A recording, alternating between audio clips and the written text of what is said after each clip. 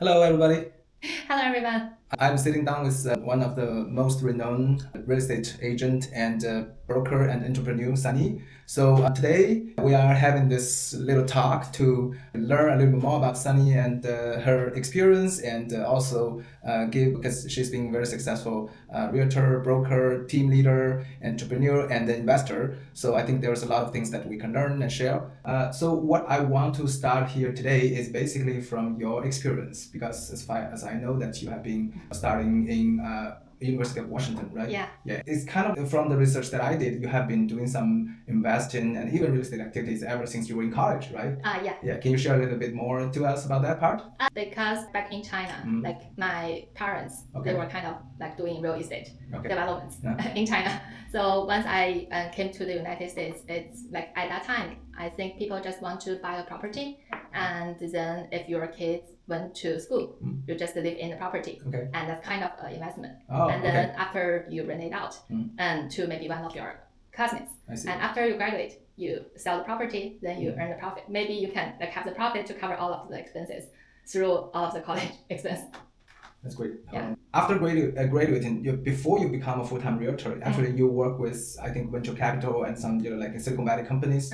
So what do you think that part of experience? Because a lot of people, they kind of like going directly from other careers and so forth. Some people are engineers, some people are. So what is your take from that part of your working experience? You think that you can contribute to your career as an agent?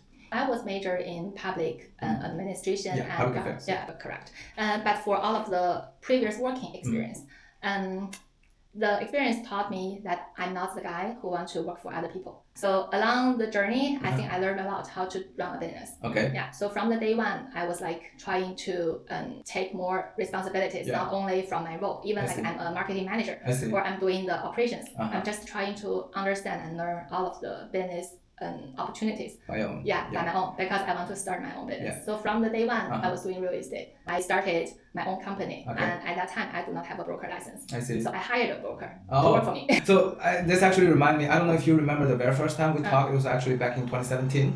That's my first listing in Fremont. Okay. And then you called me. And I was like, my name is Sunnie. I was like, oh wow, this lady is very nice and sweet and professional. And she's a new agent. She's similar like me. And that kind of thing is like, and I was like, check, and you were like, oh wow, you're like so young. And it's like, wow, a star like that. It's almost like I think it's pretty much like you are coming out of nowhere and kind of like a star to surprising everybody. So similar. So I think we actually share a lot of similar experience. And so to rephrase your question, I'm trying to understand is that you said because of your experience that your previous interest that you kind of like naturally wanting to help people doing real estate like related things because you want to see people happy, and the working experience like you were basically making them to your working experience though is basically giving you the fuel of becoming a team leader, or as you said, like you hire a broker as just for the placeholder, but you were basically doing all your business on your own. Yeah. So I was like from very young, I was really interested in real estate because of my parents. Okay. But after I came to the United States, I really have other opportunities to explore and all kinds of business. Okay. But just because of the first startup that I've been as a CEO, that was like invested by my previous boss. Oh, okay. Yeah, invested by my previous boss from the venture capital. I see. And that startup is like focused on real estate. I see. So that's basically my journey to start my own business. Okay, got it. Yeah. So at that time, I was trying to learn more about the industry and in the United States because it's so different than China. I see. Yeah. So at that time, I do not even have my agent license. I see. But I already started my startup for real estate industry. Yeah. So I tried to learn how to do marketing and what is the different value position for different placeholders. And we have so many roles through the whole chain of real estate. From the beginning, that maybe people want to buy a lot, and then you have to deal with the city to do all of the lot development or even entitlement, and then you sell the lot to a developer. Oh, okay. Developer do all of the building, and then they might hire a listing agent and then sell the property. Then there will be an end buyer, and sometimes the end buyer becoming an investor. And there will be secondary market for that. Circle. Yeah, so it's just my experience and give me a lot of different perspectives to understand the whole industry. So basically you are telling me that instead of acting at similar to regular real estate agents who generally starting from their sphere of influence, from the people they already know, you kind of like start the whole process like a business. So basically the first day when you do it, you already know that you are focusing not only like randomly buying or selling, but instead of, as you said, like from developing, from getting investors and create the lead generating machine. Is that what you're trying to tell me? Correct. Okay. So I think my main goal is to understand the industry value. I see. Who provided the value? I see. Right? And who is paying for the value? So for the whole industry, it's actually the end buyer is paying for all of the value. And who is creating the value from all of the different positions before. Right? So I have to understand which part would be the best for my knowledge, right, and my perspective. I don't want to be a real estate agent from day one, and even until now. I see. I did a lot of transactions, but that's for making money. Making money. Okay. Because that's the easiest way to generate revenue. You don't need to invest on your own. You don't want to build a project, and you just serve people. It's a kind of like selling your service at time. It's a labor job. I don't want to do that. You don't want to do that. Okay, got it. That's the reason. Like I only work maybe really hard for the maybe only the spring of the year. Then I earn the commission to that I can survive. To really do the startup. That I can survive for the whole year. I see. So one thing, I don't know if this is going to be a challenge for you, is that on your company introduction and so forth, right? It says that 99% of your business is coming from referrals, right? However, like let's say go to all the way back to your starting point, right? Like basically if you were just starting up, I know that you have some talents, and obviously I have no doubt of it because I have my own experience, right? However, like when you are really young and new agent, when you were like that, right? When I was a freshman, how did you get your referrals? Like, don't tell me your parents give you referrals, okay? No, it's just from my friends. Okay. Right, I think agents is pure a people business, especially for today. Like AI already did a lot of things for agents, right? If you want to do the comparable sales, and if you want to like generate different ideas for the remodel or even virtual staging, you can do it with AI. And even for the all of the experience reading all the paperwork, AI did a really great job. Right. More than my like paid broker. And they can give you specific ideas instead of the broker telling you ask the lawyer all the time. Right? But what AI cannot do is to connect people and earn the trust. So I think as a real estate agent, that's really important as a people business. So to be a good person and earn friends' trust, and then if they have specific needs that you would help them, normally they will come for help. I totally agree with that. Actually, I think this kind of like a natural capital is kind of like built in. Like, whenever as I said, we have been knowing each other like so many years, like whenever I call you, hey, do you know any information about this listing? It's like never hard to get those information from you. It's like so easy for you to share not only like information, but also ideas and the way. I think this is kind of like natural for you. So I can say that you do have some kind of talent, right? That's just the way I treat others because like I think I'm the kind of people that I really not want to say no to anyone. So I answer my phones all the time. Sometimes listing agents they don't take calls. They don't kind of like return a text makes you like very anxiety and so forth, right? So even I was a student, I do have a lot of contacts. Like not only online but also offline, because sometimes I like to gathering people together, and I did a lot of activities and events plannings. So I do have a lot of friends. And whenever a friend, even is close or not close, they need help. If they make a call to me, I answer all the time. And I just do whatever I can do to help them. That's great. So I think that's something which can help me to generate more business. Sometimes like before you do the business, you are not making money with your friends, right? After you do the business, you're still helping people, but at the same time you make money. That's totally great. So let's jump to Sala. Sala was built in 2019 with 4 great female entrepreneurs, right? So tell me about that, because you've been great. Because I honestly with you, one of the other Sala's founders actually have worked with me, and you are definitely the most famous character in the group. So what made you decide to come together and kind of like start that? And so before I started Sala Homes, and I just quitted from my last startup, which I served as a CEO of the company, and we did raised like I think 1.5 million or 2 million funds that we still have a lot of money in our company bank account. And after exploring different business models, like we did a online marketing platform for the agents in the US to help them generate more leads, maybe from China or overseas investors, and to help them to buy the investment property all over the US, not only in Bay Area, but also maybe in Florida, Texas. That's something we did before as a startup. And then we just found a lot of problems. The main pain point is how to make money. Okay. And that comes down to the it's a really difficult question that you have to answer to your investors. Okay. How to make money. Okay. And what is your like selling point, right? And are you going to doing another Zillow, or what is the like future picture of the company? Yeah. Right. So we tried different business models. Like we try to charge a portion of the commission from the transactions. From the agents? From the agent, from the transactions. But it's really hard because it's more like a referral. Yeah, referral. But you cannot like just keep tracking all the transactions, right? Exactly. And after that, we try to charge the agents as a usage fee. Okay. So it's kind of a SaaS model. It's a monthly subscription. And turns out only a few agents want to use the paid service. To get leads. To get leads, correct. And they are okay with the current free model. Like you can do the marketing, you can share all of the posts online, and with the agent's own contact info. But all of the posts was generated by our platform. Right. We just like let the agents to spread all of the contents online with their own information. Sure. And that feature is kind of free feature. So it's just really like hard to make money. Okay. Yeah. Okay. So at that time, I was like really sitting down and to think about how the value to be transferred from the other party to the next party within the whole industry. So I just want to know more I just want to know more in real estate. Okay. And before that, I kind of like serving as a CEO and I see all of the transactions. But you already had a lot of like real estate transactions going on, right? You're correct. But all of that, it's not like today. Like my understanding at that point is not at the understanding as today. Okay. Yeah. So I talked to different investors, and they are overboard investors, maybe Chinese investors or like Hong Kong investors. Okay. They are buying investment homes here. Okay. And not really expensive. The average sale is around like 300K. Oh really? Yeah. Not here.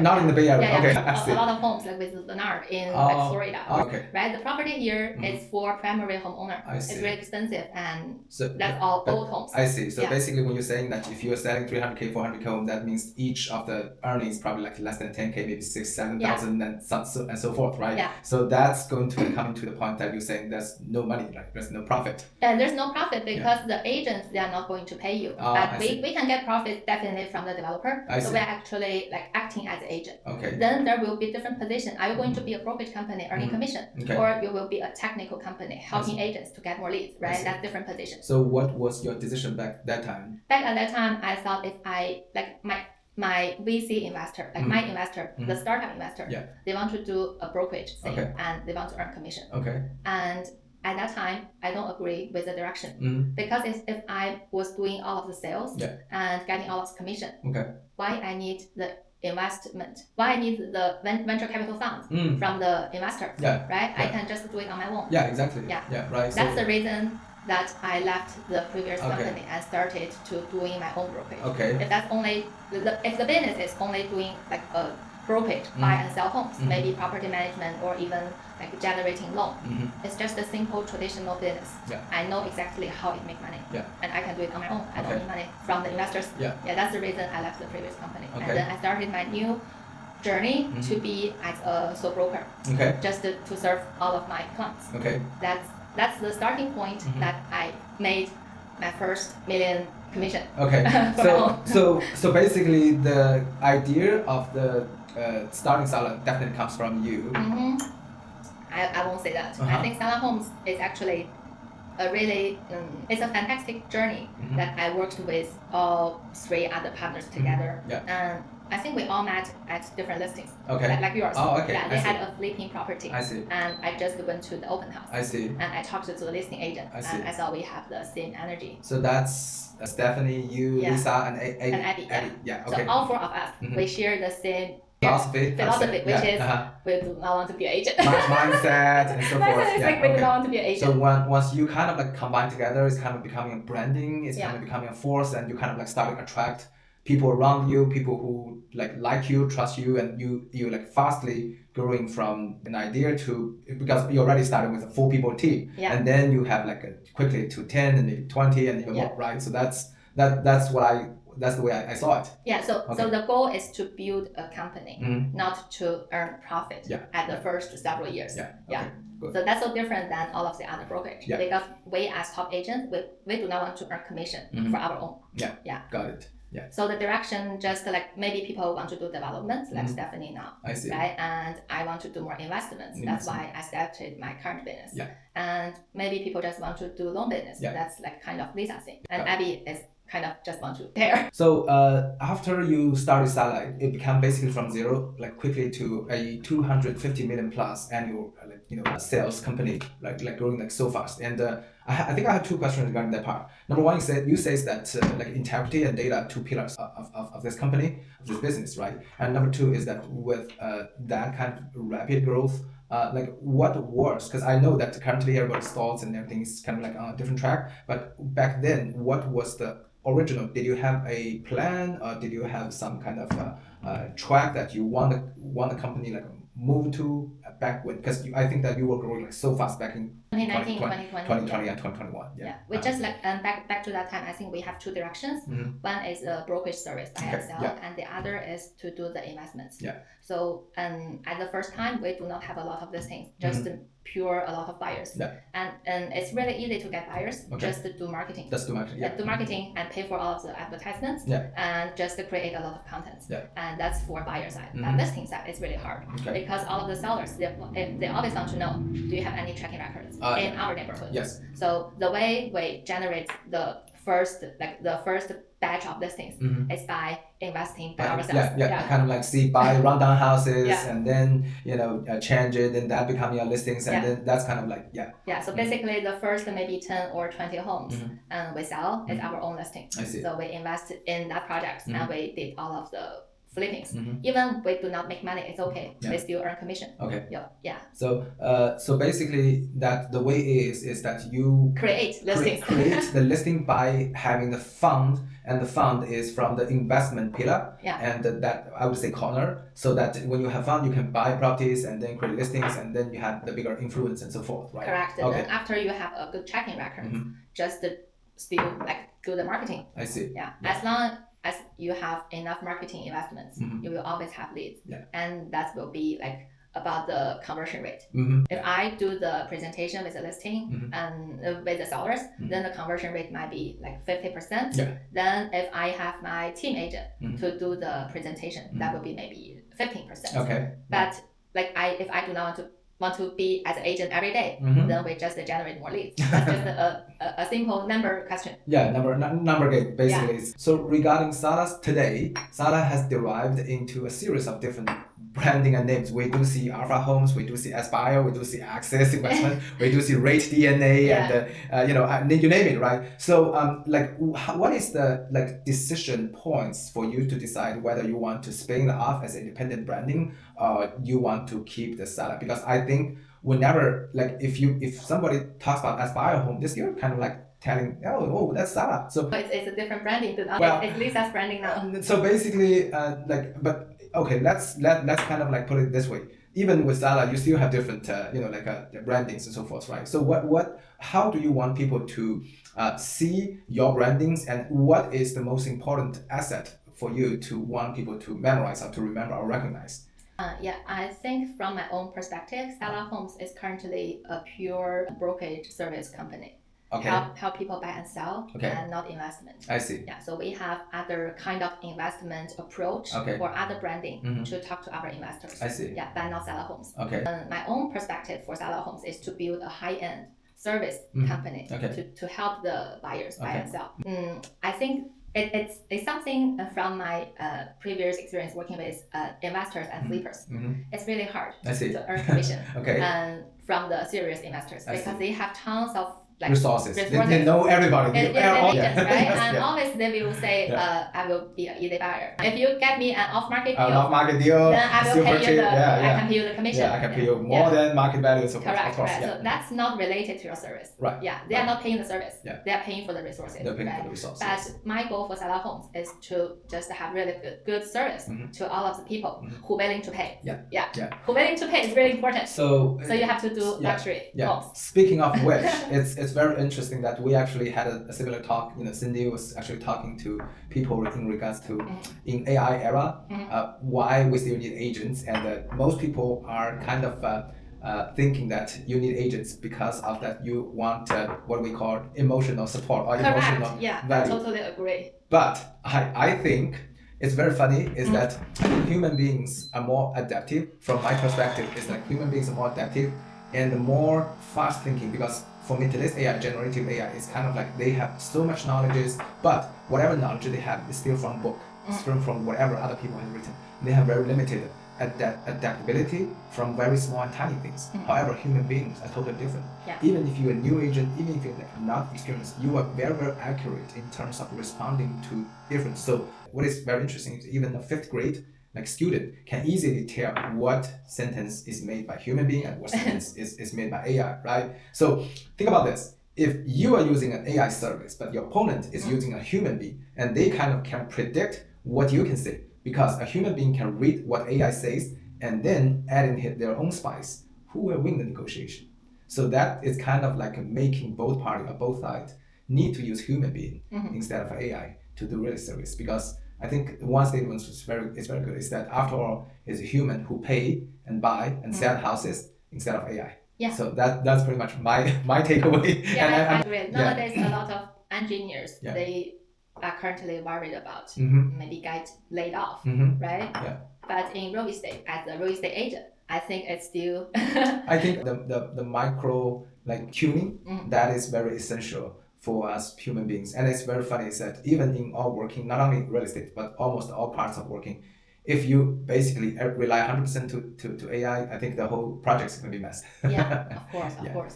All right, so let's talk about branding and referrals. Okay, again, as we discussed before, 99% of your referrals is kind of like from referrals. So, do you think that this is basically from loyalty, like people? Because obviously, if I'm one of your clients, I will naturally feel it's very easy to work with you because you look nice, you're beautiful, and even your name is Sunnie, right? So do you think this is going to be something help? Like what if, and let's say an outbound agent, I'm not that beautiful, Sunnie, I'm not that talkative, I'm not that outspoken.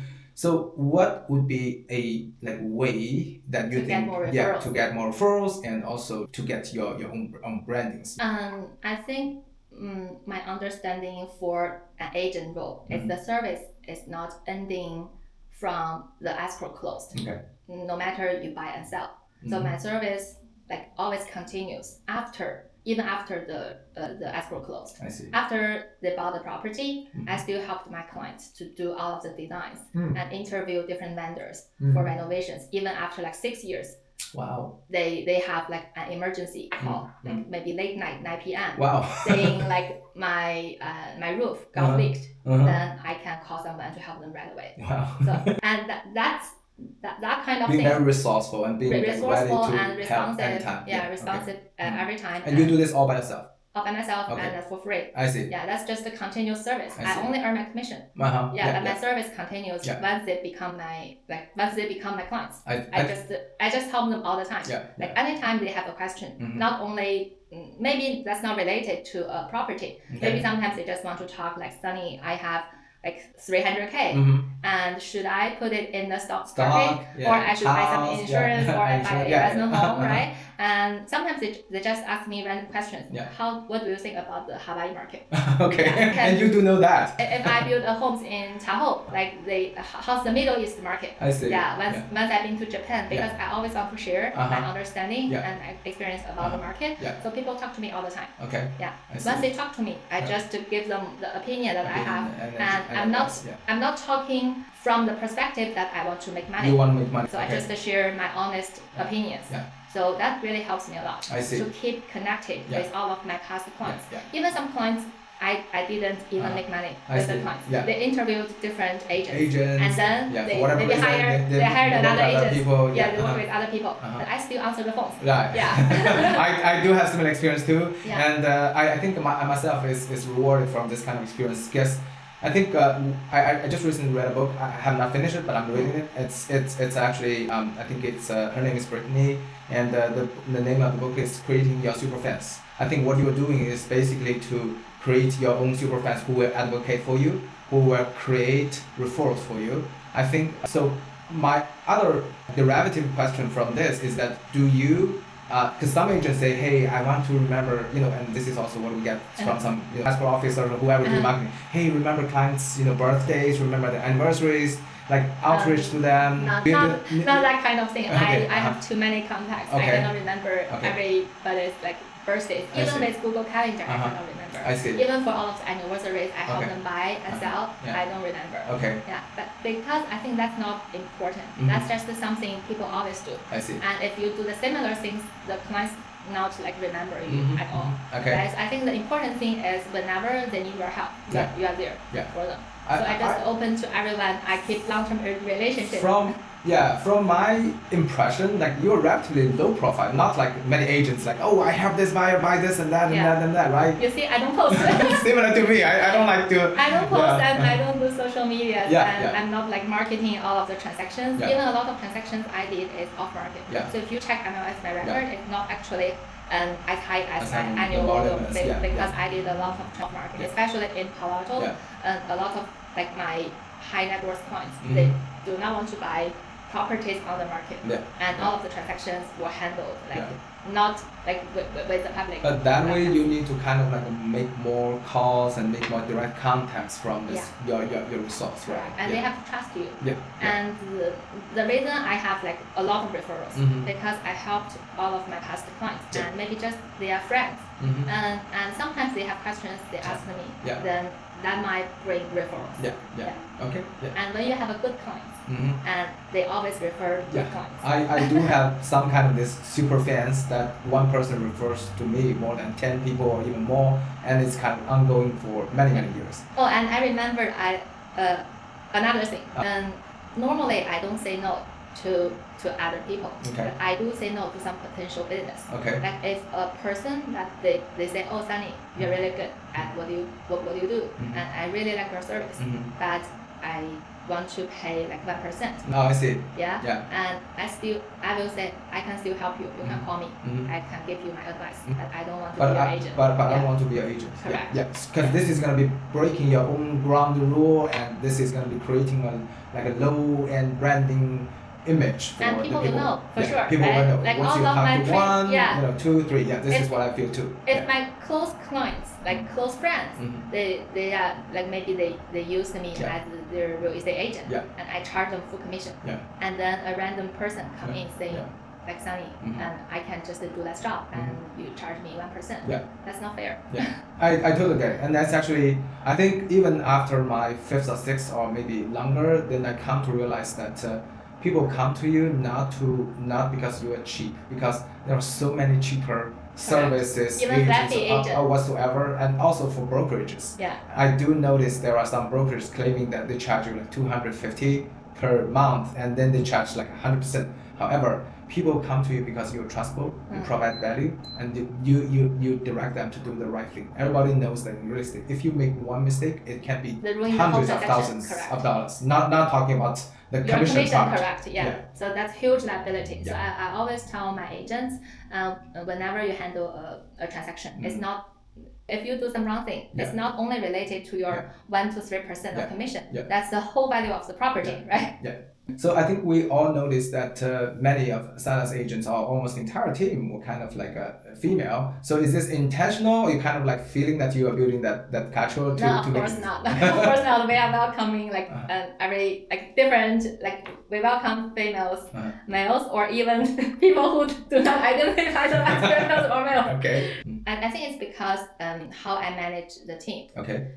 We are not really aggressive at all. I see. So and speaking about the company's culture, right? I know that correct me if I'm wrong, because my impression with Sala is actually from the initials of the like founders, right? So, but what's the culture? What's the meaning inside instead of just the names? What do you want to show people from it? The culture, right? What's the culture? Yes.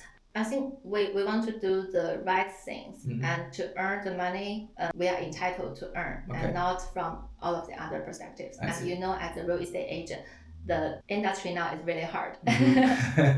So I do have a lot of agents because I don't like to do brokerage and for all of the different difficult things. I see. And so I attract a lot of similar like people like me. People with similar mindsets. Yeah, correct. And it's more like a natural flow. And I do notice that you're similar to our brokerage, is that you do not do a lot of like recruiting activities, right? So basically it's more of like you're attracting people. Because I spend a lot of time with all of my agents. With them. Yeah, okay. we have weekly trainings and I answer the phone calls all the time. They have questions, they need support. Okay. And I think they're not aggressive at all. I see. Yeah. So this is actually leading to part of my next question, is that how do you, like, what is your target agents and how do you turn them from, let's say, new agents into top producers? I think it's kind of two-way selection. Yeah. I'm interviewing the people, like, I think we can stay longer together. Not people who join, learn, and leave. Yeah, leave. Okay. Yeah. I see. So I think they have to value my input to the team. I see. And I always encourage people to work together, not to competing with each other. I see. So sometimes if a client like interviewed two agents in my team, the team, you encourage them to kind of co-working instead of like, hey, you should get it out. You try to, but what if someone refused to do so? What do you tend to say to them? We do not have any person refuse to have a co-listing agent. Okay. Yeah, and most of the things it's not actually the clients interview two agents. Sometimes it's just an agent when serving a client. They bring a team member together to serve the client. I see. Yeah. So can I understand this as a culture? Most of your team, we would like to work together. You will be working together with another agent, correct, collaborative, and to provide more, time and care and service to the clients so they can feel better. Yeah. Because we are a boutique company, and as you know, most of my agents are female, and they are not actually the like the financially supporting their part, family, right? Yeah, so it's kind of like family first. I see, family first, and they want to work under a culture that do not feel a lot of pressure. Correct. Okay. Yeah. So that's why they need my support and the team support. I see. So when you are saying that you are doing a lot of trainings and support everything, so everything was done by you personally? Yes. So if you keep growing, let's say you have 50, 100 agents, because we currently have close to 40 agents, and I am actually already feeling, and thanks to God, I have two or three other very great team leaders. So they're kind of like having me. I'm already feeling. So what's like your overall? Are you developing a system or are you developing? We have a routine system to train all of the agents. Okay. So basically, I help the new agents to position themselves. Okay. Then they should know why they are currently doing this kind of business. I see. What is your perspective to help people?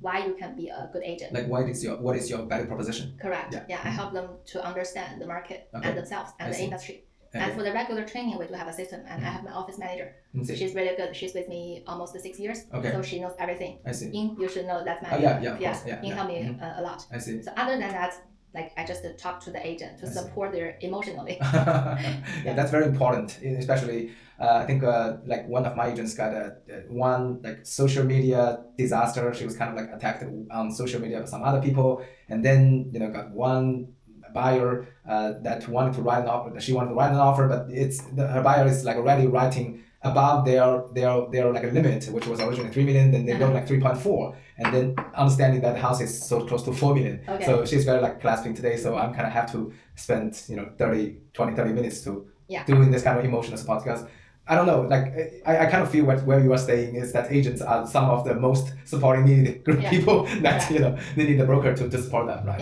Yeah. Speaking of, I think we just talk about from the very beginning we talked about Florida, Texas, and whatsoever, and I know that most recently you're going to Dubai and multiple times, Middle East and so forth, right? Let's forget about the war and so forth, right? So what is the reason, what is the perspective you want to kind of explore that, and how do you do that? And if someone is interested in that part, what's your suggestion or thoughts over that part? Okay. So first of all, do you believe like the real estate is all about cycle?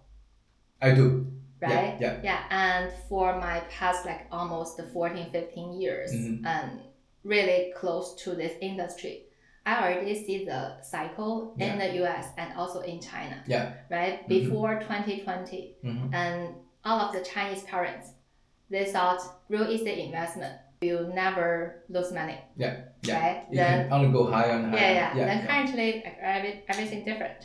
It's all about cycle. You have to actually went through the cycle, then you have the understanding how to manage the cycle and what will be a signal for the different signs up and down. Okay. Yeah, and you survive the cycle, then you make money. Okay. And also for real estate, I think it's really different than the stock market. Yeah. And that's not only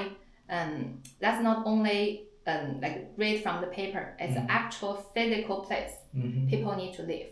So I think it's related to the economics and all of the other social things like tax and all of the population and the economic and even like how the government want to attract more immigrations. Okay. Yeah. So based on that understanding, the industry will definitely have different cycles. I see. So when doing real estate investments, you are chasing the cycles. Yeah. So currently, to start other investments outside of the US. Yeah. Because I think the US already been not in at the top. Not in the cycle of going up more. Yeah. Yeah. So we are trying to find different opportunities all over the world. Yeah. Okay. And so why Dubai then? Why Dubai? Yeah. Why Middle East? Yeah, Middle East. I think it's basically because of the population.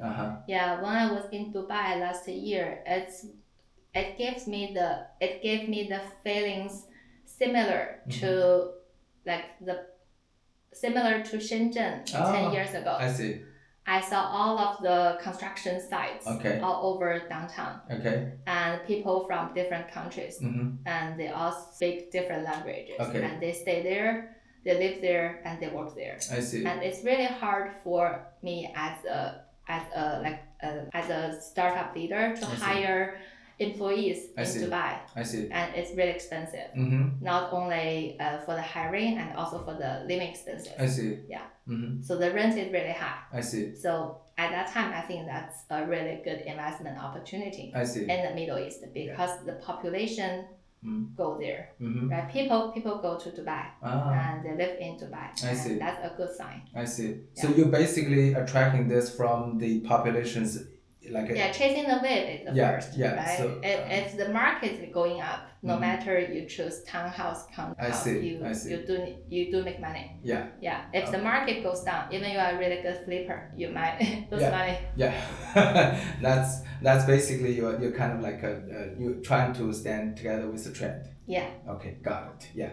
So let's move to our last part. What is your outlook? I understand that you're saying like part of the US market is kind of like at the peak or not growing up like that much anymore, right? So what's your perspective for innovation for tech? Because I know we talked about a little bit about AI and so forth, right? But let's say that's my focus now. Yeah. So I only do transactions like in the spring, and all of the other 3 quarters I was like doing other things. Okay. Still in the industry, but all about the renovations. I see. Yeah. Okay. So I guess my last question is that what do you see Sala in another 4 or 5 years?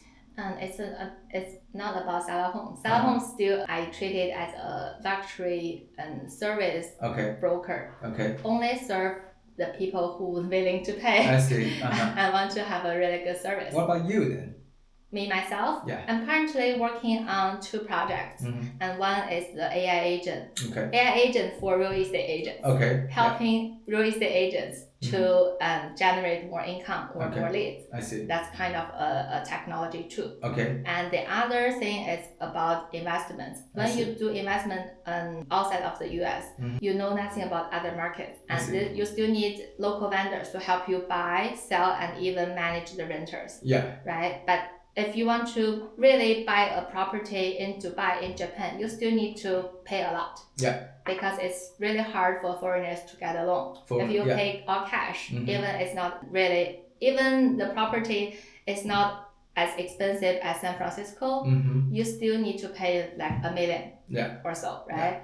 So currently I am doing a platform. I'm building a platform to tokenize. I see. To tokenize the good investment properties. Okay. So people who want to invest, they can just buy pure tokens. I see. So can I understand as that you are quietly moving to another chapter? So I think I think that from what we talked today, it's like you are kind of like playing, like not only necessarily like just to make money, although you started saying that, making money is one of the, initial goals. But I think that you do not aim for money from, you say like you enjoy the experience together with your agent together, like you have all these kind of events and taking care of them, and also you are working, like providing very good services for your clients.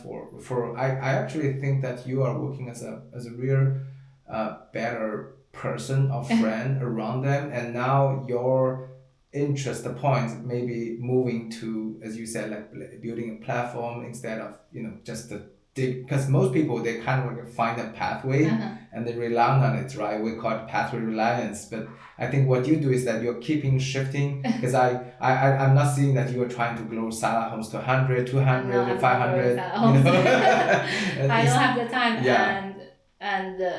So basically my income, personally speaking, so my income only coming from my own clients' commission. I see. Not from Salah Homes. I see. So the brokerage, actually I'm paying, I'm expending money for the brokerage. For the brokerage. Okay. I'm not making money from the brokerage. And I'm not making money from all of my new technology things. So you are also investing in that. Yeah, correct. Okay. But that's something you are interested in. Correct. And that's why you decide to do that. Yeah. Okay. Yeah. So I guess that's all for today's talk. And this is Sean, and thank you, Sunnie, very much for this. And see you next time. Yeah. If I have clients and friends who see this video, thank you so much for helping me survive here. All right. Thank you very much, Sunnie. Okay. Bye.